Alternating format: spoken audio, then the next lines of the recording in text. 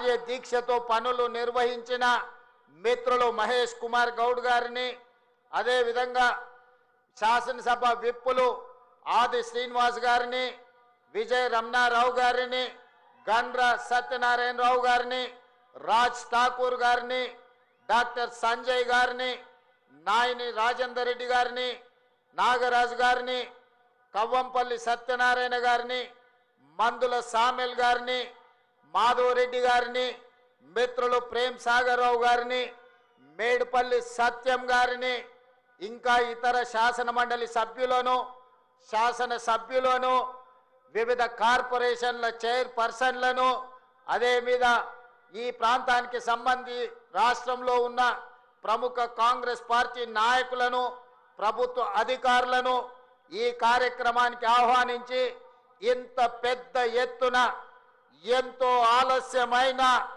ముక్కవోని కార్యదీక్షతో, ముఖ్యంగా మా ఆడబిడ్డలు మా అక్కలు పాల పిట్టల్లాగా దసరా పండుగ నాడు పాల పిట్టలను చూసినంత ఆనందంగా ఉంది.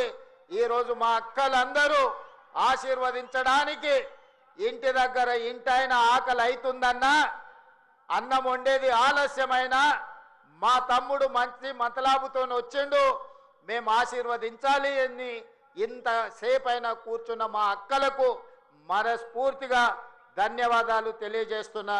మా యువ మిత్రులకు మనస్ఫూర్తిగా అభినందనలు తెలియజేస్తున్నా. మిత్రులారా, ఇవాళ మనం ఆలోచన చెయ్యాలి. ఈ దేశానికి వెన్నెముకనే రైతులు. ఆ రైతు వెన్నెముక, ఆ రైతు నిటారుగా నిలబడాలి.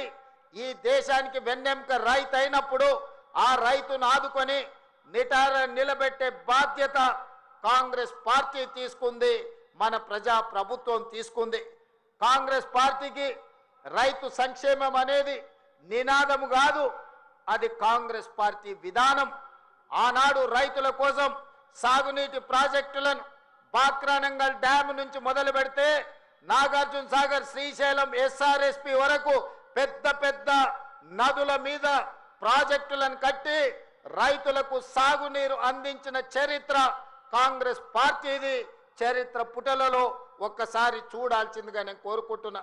మిత్రులారా, ఆనాడు రైతులు పండించిన పంటకు గిట్టుబాటు ధర లేక దళారుల చేతుల్లో దోపిడీకి గురవుతుంటే రైతు పండించిన పంటకు కనీస మద్దతు ధర ఇవ్వాలి, ఆ రైతులను ఆదుకోవాలి, రైతుల ఆత్మ గౌరవం నిలబెట్టాలని ఈ దేశంలోనే మొదటిసారి రైతులకు గిట్టుబాటు ధర ఇచ్చే చట్టాన్ని తీసుకొచ్చింది ఈనాడు దేశంలో కాంగ్రెస్ పార్టీ. అదేవిధంగా మిత్రులారా, రైతులు పండించిన పంటను కొనడమే కాదు, పండించిన పంటకు 500 రూపాయల బోనస్ ఇచ్చి ఈరోజు దేశంలోనే అత్యధికంగా వరి ఉత్పత్తి చేస్తున్న రాష్ట్రంగా ఈ దేశంలోనే రానిచ్చింది ఏదైనా రాష్ట్రం ఉందంటే తెలంగాణ రాష్ట్రం ఉందని నేను చెప్పదలుచుకున్న. మిత్రులారా, ఆనాడు కరెంటు లేక, కరెంటు ఉన్న రైతుల మీద కేసులు కట్టి కరెంటు బిల్లుల కోసం పేలిపోతున్న ట్రాన్స్ఫార్మర్లు, కాలిపోతున్న మోటార్లు కష్టాలలో ఉంటే డాక్టర్ వైఎస్ రాజశేఖర రెడ్డి చేవెళ్ల నుంచి ఇచ్చాపురం వరకు పాదయాత్ర చేసి ఈ రైతాంగ కష్టాన్ని కన్నీరు తూర్చడానికి దేశంలోనే మొదటిసారి ఉచిత కరెంట్ అనే గొప్ప పథకాన్ని తీసుకొస్తే ఈరోజు భారతదేశంలో ఉన్న 100 కోట్ల రైతులకు వివిధ రాష్ట్రాలలో ఉచిత కరెంట్ వస్తుందంటే ఆనాడు చేవెళ్లలో కాంగ్రెస్ పార్టీ తీసుకున్న నిర్ణయం వల్ల ఈరోజు 100 కోట్ల రైతులకు ఉచిత కరెంట్ అందుతుంది. ఆ పథకాన్ని తీసుకొచ్చింది కాంగ్రెస్ పార్టీ కాదా? ఒక్కసారి ఆలోచన చేయండి.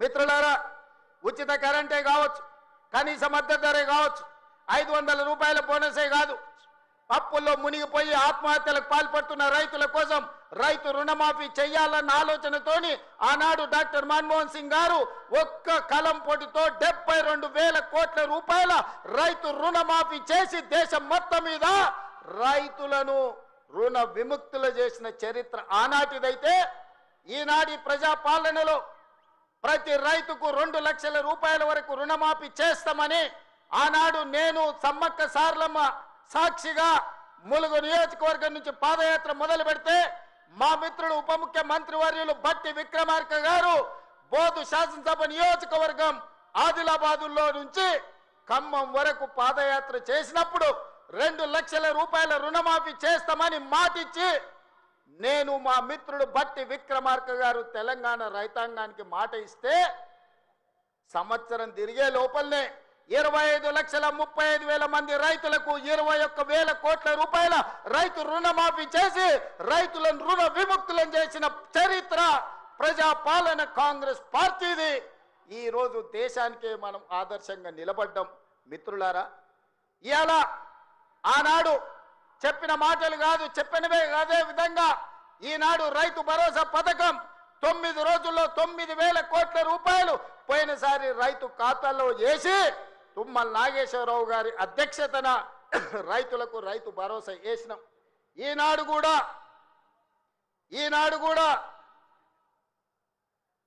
కూడా రైతు భరోసాలో భాగంగా మొదటి విడతగా 3,500 కోట్లు, రెండవ విడత 2,200 కోట్లు, మొత్తం 5,700 కోట్లు ఈరోజు రైతుల ఖాతాలో రైతు భరోసా వేసి వచ్చే నెలలో ఇంకా 3,300 కోట్ల రూపాయలు రైతు భరోసా పథకంలో భాగంగా 9,000 కోట్ల రూపాయలు ఇవాళ రైతుల ఖాతాలో వేసి రైతుల కళ్ళల్లో ఆనందం చూడాలి.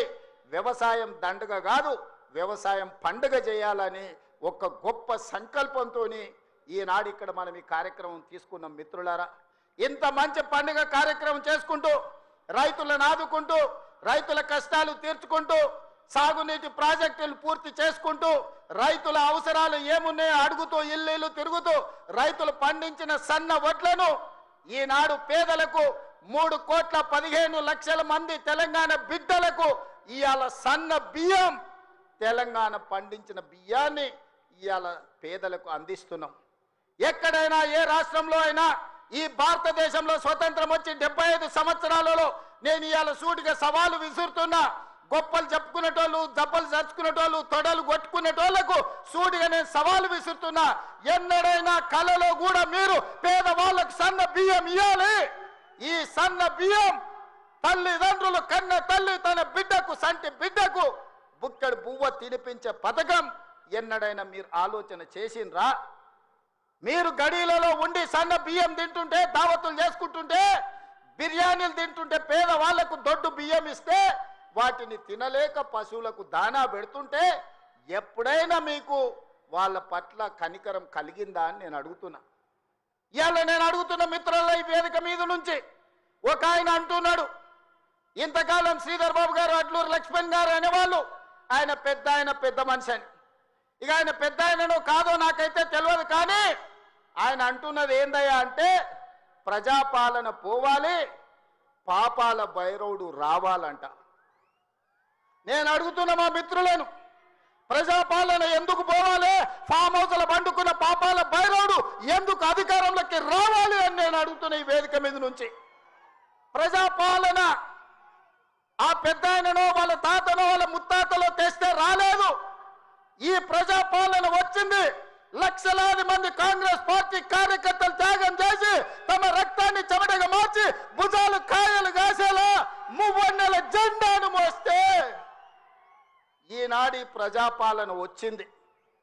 నీ నెత్తి మీద దరిద్రం ఉండి నువ్వు జగిత్యాలలో ఓడిపోతే, ప్రజలు తిరస్కరిస్తే, నీకు మంత్రి పదవి ఇవ్వకపోతే ప్రజాపాలన పోవాలనా?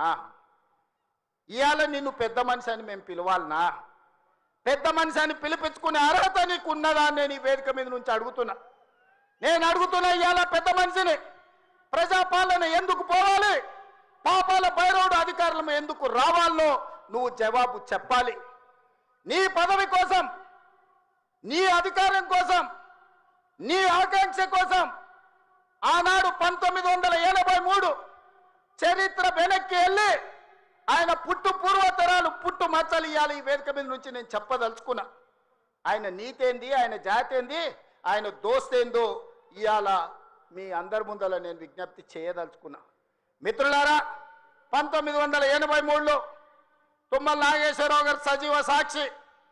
ఆనాడు అన్న పెద్దలు నందమూరి తారక రామారావు గారు యువ న్యాయవాదిగా జగిత్యాలలో న్యాయవాది పదవిని బాధ్యత నిర్వహిస్తుంటే పిలిచి భుజం తట్టి నీకు ఎమ్మెల్యే టికెట్ ఇచ్చి నీకు ఎక్సైజ్ శాఖ మంత్రి ఇస్తే సంవత్సరం తిరిగే లోపలనే అన్న ఎన్టీఆర్ను వెన్నుపోటు పడిచి నాదెండ్ల భాస్కరరావుతోని జట్టు కట్టిన నువ్వు నాదెండ్ల భాస్కరరావు సోపతిని వదిలి కాంగ్రెస్ పార్టీలకు వచ్చి 40 సంవత్సరాలు పూర్తయింది.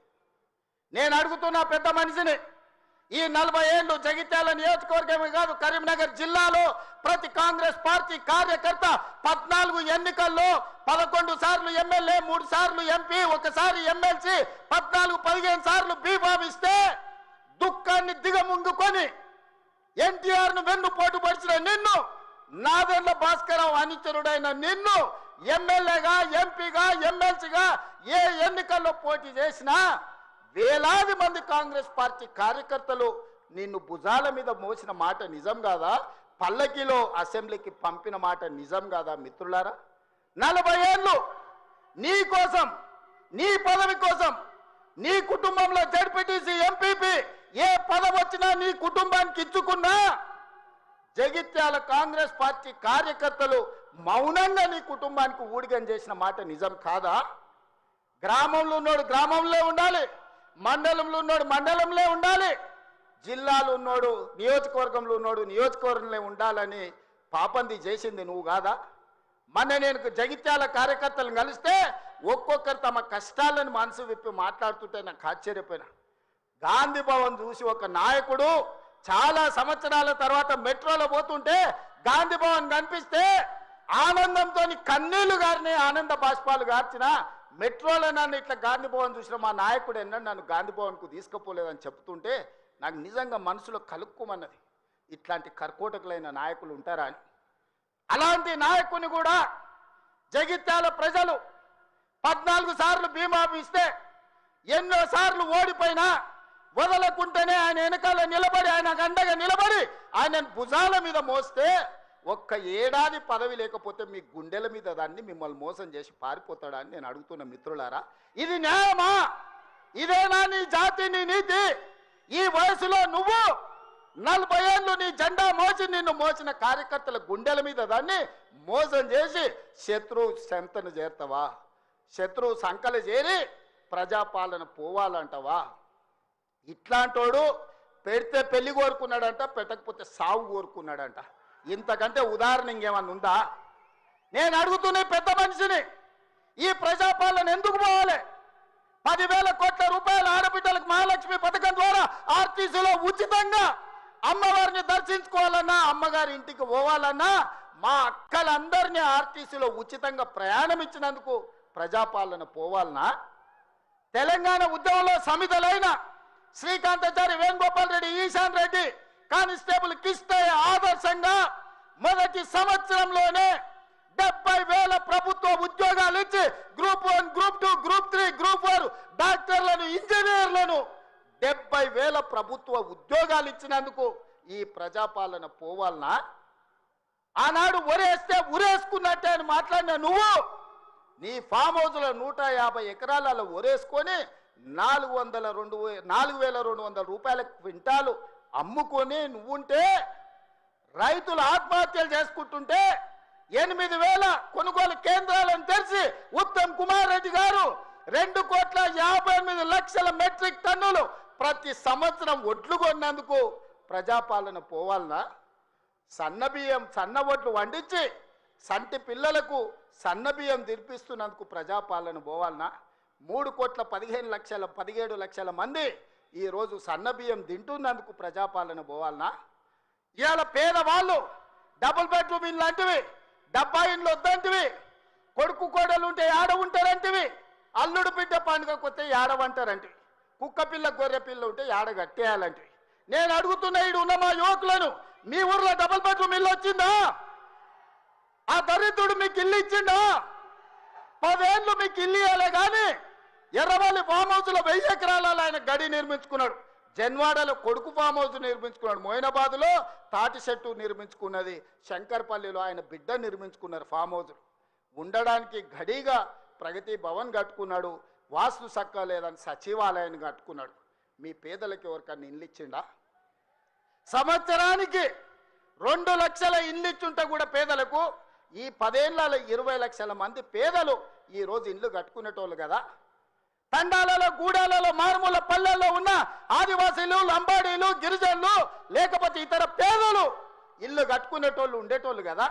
20 లక్షల కోట్లు ఖర్చు పెట్టినావు కానీ 20,000 ఇండ్లు కూడా పేదలకు ఇయ్యలేకపోయినావు. ఈరోజు 4.5 లక్షల ఇండ్లు పేదవాళ్లకు ఇందిరమ్మ ఇండ్లు ఇచ్చిన మాట నిజం కాదా? ఈరోజు మీ గ్రామాలలో ఇందిరమ్మ ఇండ్లు కట్టుకుంటున్నది నిజం కాదా? మిత్రులారా, గుండె మీద చెయ్యేసుకొని ఆలోచన చెయ్యండి. ఇలా పేదలకు 4.5 లక్షల ఇందిరమ్మ ఇండ్లు ఇచ్చినందుకు ప్రజాపాలన పోవాలనా? డబల్ బెడ్రూమ్ ఇండ్లతో మోసం చేసిన పాపాల బైరోడు రావాలనా? ఒక్కసారి ఆలోచన చేయండి మిత్రులారా. ఇండ్లే కాదు, ఇల్లాలి కళ్ళల్లో ఆనందం చూడాలని 200 యూనిట్ల ఉచిత కరెంటు ప్రతి ఇంటిలో వెలుగులు నింపినందుకు, పేదవాడి కళ్ళల్లో ఆనందం చూసినందుకు ప్రజాపాలన పోవాలనా? ఇవాళ అదే కాదు, మహాలక్ష్మి పథకం ద్వారా ఆడబిడ్డలకు బస్సు ప్రయాణం ఇచ్చినందుకు ఈరోజు ప్రజాపాలన పోవాలనా అని నేను అడుగుతున్న మిత్రులారా. మీరు ఒక్కసారి ఆలోచన చేయండి. ఇల్లు ఇస్తమే, ఇంట్లో కరెంట్ ఇస్తమే, 500 రూపాయలకు సిలిండర్ ఇస్తమే, సన్న బియ్యం ఇచ్చి కడుపు నిండా బువ్వ పెడితే, ఇందుకోసం ఈరోజు ప్రజాపాలన పోవాలనా? అంటే ఈ ప్రభుత్వాలు ధరల కూడిగం చేయాలి, గడీల ముందల బానిస బతుకు బతకాలనా అని నేను అడుగుతున్నా. ఇవాళ ఈ ప్రభుత్వం 70,000 ఉద్యోగాలు ఇచ్చింది, 21,000 కోట్ల రైతు రుణమాఫీ చేసింది. ఈ ప్రభుత్వం 28 నెలలలో రైతులకు 1,50,000 కోట్ల రూపాయలు ఖర్చు చేసిన మాట నిజం కాదా? ఆనాడు మా అక్కలీడు ఉన్నారు, పాలపిట్టల లెక్క బతుకమ్మ చీరలు ఇచ్చితే ఏం చేసిండ్రక్క? పొలాల కాడ పిట్టలను బెదరగొట్టడానికి గట్టి రవునా? ఎన్నడన్నా ఈ తెలంగాణలో ఏ ఆడబిడ్డ అన్నా బతుకమ్మ చీరలు కట్టుకున్నారా? ఎన్నడన్నా పండుగ చేసుకున్నారా? నేను ఇవాళ మా అక్కల్ని అడుగుతున్నా, ఇందరమ్మ చీరలు మా సీతక్క మీకు పంచుతే ఈరోజు వేలాది మంది పాలపిట్టలక్క చీరలు కట్టుకొని మా తమ్ముడు వచ్చిండు, మాకు చీర పెట్టిండు, మాకు సారె పెట్టిండు, మా తమ్ముడిని ఆశీర్వదించాలని ఇవాళ వేలాది మంది మా అక్కల ఆత్మగౌరవంతో కట్టుకురు. ఈ పక్కలు ఉన్న మా సోదరులు, అమ్మో మా ఆవిడ కూడా మంచిగా అందంగా ఉందే ఏందో అనుకున్నా అని పాలపిట్ట చీరల భార్యను చూసి సంతోషపడుతురు. ఇవాళ 1 కోటి మంది ఆడబిడ్డలకు 1 కోటి చీరలు ఇచ్చినందుకు, ఇందిరమ్మ చీరలు ఇచ్చి వాళ్ళ కళ్ళల్లో ఆనందం చూసినందుకు ఇవాళ మేము దిగిపోవాలనా? 67 లక్షల స్వయం సహాయక సంఘాలకు మా సీతక్క 57,000 కోట్ల రూపాయల బ్యాంకు లింకేజ్ ఇచ్చినందుకు, ఆడబిడ్డల్ని శ్రీమంతులను చేసినందుకు మేము దిగిపోవాలనా? 1 కోటి ఆడబిడ్డల్ని కోటీశ్వరులను చేయాలనే లక్ష్యం పెట్టుకున్నందుకు ఈరోజు ప్రజాపాలన పోవాలనా? నేను అడగదలుచుకున్న ఇవాళ ప్రజాపాలన పోవాలి, పాపాల బైరోడు రావాలి అనేటోంది నేను ఈ వేదిక మీద నుంచి నిలదీయదలుచుకున్నా. నీకు సిగ్గు శరము ఏమైనా ఉన్నదా ఈ మాట మాట్లాడడానికని? నీకు పదవి రాకపోతే ప్రజాపాలన పోవాలనా? ఇవాళ రైతులను పొట్టన పెట్టుకొని ఈ పాపాల బైరోడు చేసిన పాపాలు మీకు తెలియదా? ఈరోజు ఎన్ని పథకాలు ఏమేమి ఉన్నాయో నేను చెప్పితే రామాయణం అంతా రాసుకుంటే భారతం అంతా అయితే పథకాల గురించి మీకు అందరికీ తెలుసు. నిరుద్యోగ యువకుల గురించి కానీ, విద్యార్థుల గురించి కానీ, ఉద్యమకారుల గురించి కానీ, మహిళల గురించి కానీ, మైనార్టీల గురించి కానీ, రైతుల గురించి కానీ, ఈరోజు దళితులు గిరిజనులు ఆదివాసుల గురించి కానీ ప్రభుత్వం అమలు చేస్తున్న పథకాలు మీకు తెలియదా? అంతెందుకు, ఈ ప్రాంతంలో ఉండే సమ్మక్క సారలమ్మ జాతరకు ఎన్నడన్నా సమ్మక్క సారలమ్మ దర్శించుకోవడానికి ఎన్నడన్నా కేసీఆర్ వచ్చినాడే? 2 ఏళ్లలో 100 కోట్లు పెట్టి సమ్మక్క సారలమ్మ మందిరాన్ని ప్రపంచానికి ఆదర్శంగా నిర్మించినందుకు మేము దిగిపోవాలనా? పేదల దైవాన్ని గౌరవించినందుకు మేము దిగిపోవాలనా? వేములవాడ రాజన్నకు నా లగ్గం ఈయనే అయింది, నా లగ్గం అయినందుకన్నా 100 కోట్లు ఇస్తా అన్నాడు. 1 బుడ్డ రూపాయి కూడా ఇవ్వకపోతే మా ఆది శ్రీనివాస్ వస్తే 127 కోట్లు ఇచ్చి ఈరోజు వేములవాడ రాజన్న మందిరాన్ని నిర్మిస్తున్నాం. అందుకోసం ప్రజాపాలన పోవాలనా? బాసర సరస్వతి విజ్ఞాన జ్యోతి బాసర సరస్వతిని 100 కోట్ల రూపాయలతోని బాగు చేస్తున్నందుకు ప్రజాపాలన దిగిపోవాలనా? ఇవాళ చిన్న కాళేశ్వరంలో కాళేశ్వరం ముక్తేశ్వర మందిరాన్ని ప్రారంభించుకుంటున్నందుకు ఈ ప్రభుత్వం దిగిపోవాలనా? సరస్వతి పుష్కరాలను నిర్వహించుకున్నందుకు పోవాలనా? భద్రాచలంలో రాములవారి గుడిని నిర్మించుకుంటున్నందుకు ఈరోజు ప్రజాపాలన దిగిపోవాలనా? బాసర నుంచి భద్రాచలం వరకు గోదావరి పుష్కరాలను గొప్పగా నిర్మించుకోవాలి, గొప్పగా జరుపుకోవాలి, దేశంలో ఉండే భక్తులందరూ రావాలని ఏర్పాట్లు చేసుకున్నందుకు ఈరోజు ప్రజాపాలన పోవాలనా? దేనికి పోవాలని నేను అడుగుతున్నా.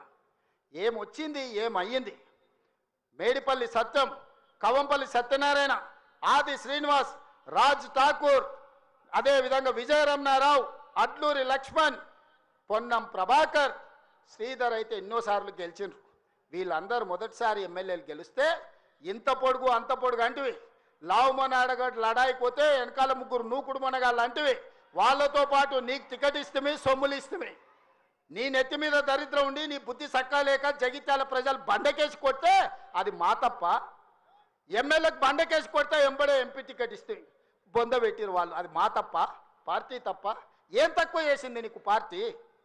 ఒక్క ఏడాది నిన్ను నమ్ముకున్న కార్యకర్తల కోసం ఓపిక పట్టవా? అలాంటి నువ్వు దుర్మార్గుడు శత్రువు సంకల చేరి వాళ్ళ సంక నాకుంటూ ఇవాళ ప్రజాపాలన పోవాలి అని అంటావా నువ్వు? ఇదా నీ బుద్ధి, నీ నీతి? నేను ఇవాళ ఈ వేదిక మీద నుంచి పాపాల బైరోడు ఎందుకు రావాలన్నాయని నేను అడగదలుచుకున్నా. నేరళ్ళ దళితులను ఇసుక లారీల కింద తొక్కించినందుకు పాపాల బైరోడు రావాలా?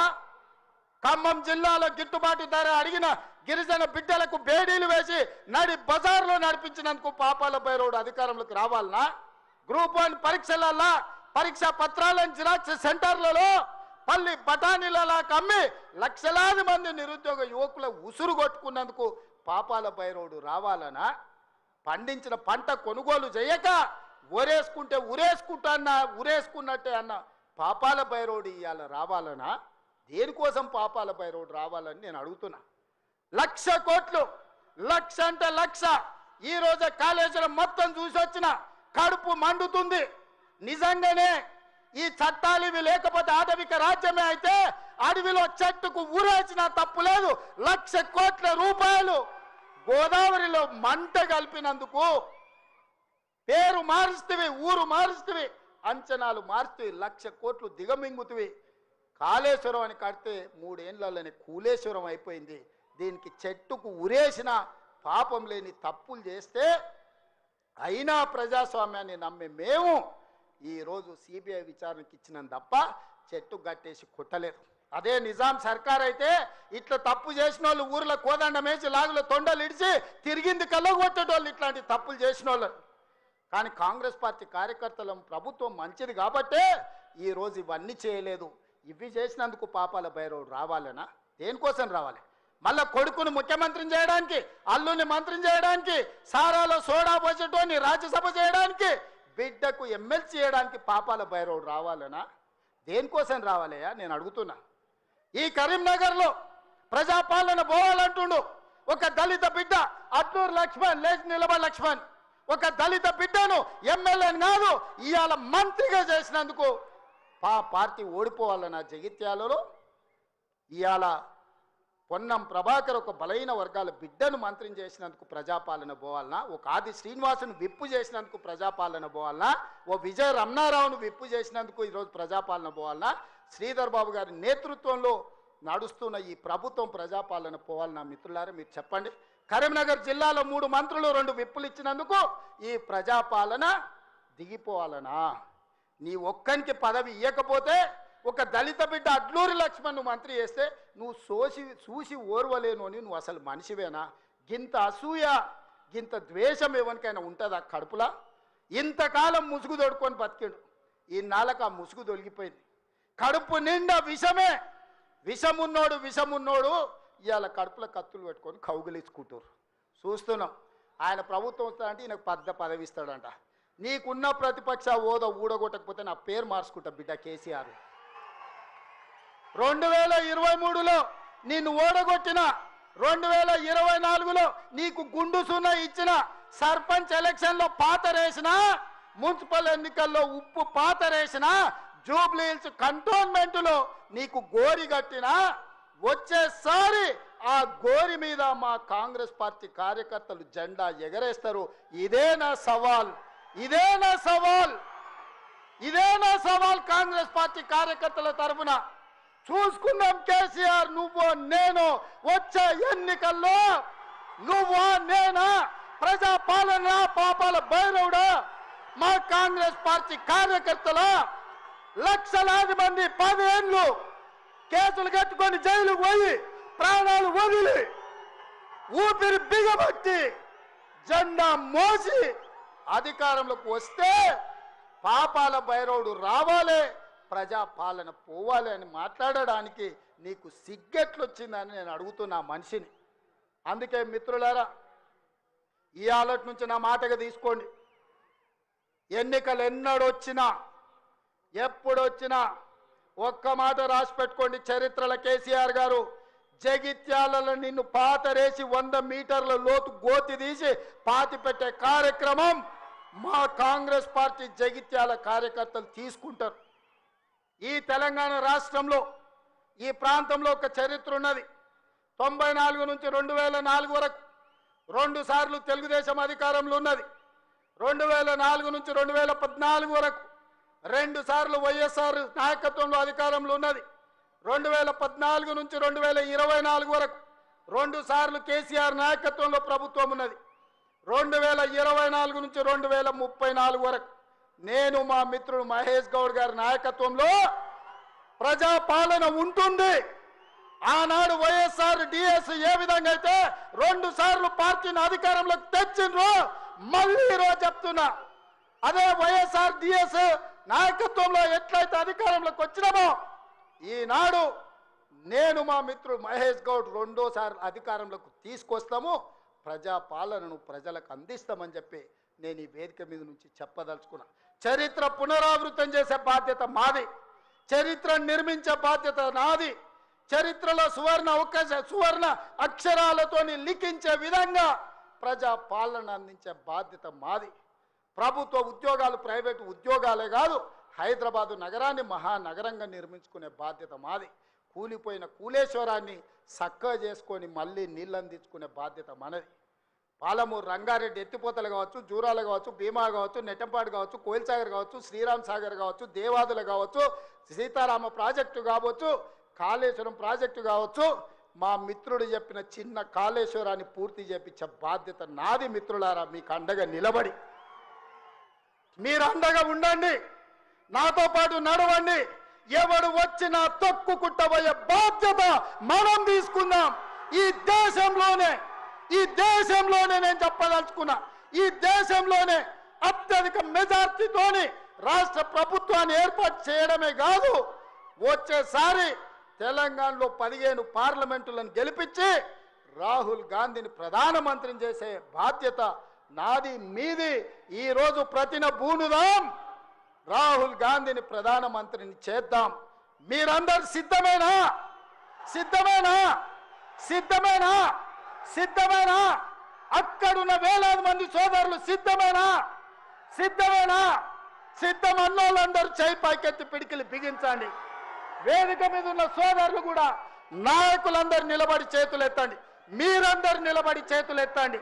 జై కాంగ్రెస్, జై జై కాంగ్రెస్. రాహుల్ గాంధీ నాయకత్వం, రాహుల్ గాంధీ నాయకత్వం. సంపూర్ణమైన విశ్వాసం వచ్చింది మిత్రులారా. ప్రజా పాలన और एक बार కాంగ్రెస్ సర్కార్ అనాలి, సరేనా? और एक बार నేనంటే కాంగ్రెస్ సర్కార్ అని మీరు అనాలి. రెడీనా? రెడీనా? और एक बार, और एक बार, और एक बार, और एक बार, और एक बार, और एक बार. कांग्रेस सरकार, कांग्रेस सरकार, कांग्रेस सरकार. और एक बार, और एक बार. कांग्रेस सरकार, कांग्रेस सरकार. जय कांग्रेस.